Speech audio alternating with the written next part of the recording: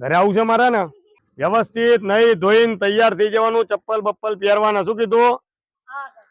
એવું નહીં મારે ઘરે લઈ જાઉં છે એટલે પણ કાયમ કહું હે ગાડીમાં જ જવાનું આપણે કે બીજી તું આમાં મામા કેમ કરે અમે આટલા છોકરા તો અમે આ ગાડીમાં રહીશું હે અમે આ ગાડીમાં રહીશું અમે બધા 1 2 3 4 5 6 7 8 એટલા 8 જણા ગાડી અમે આમાં બેસીશું બીજી તમે ભલે લાવો મારે નહીં હું આમ જ બેસીશ એવું કેમ કઈ શું કરશે આમાં બેન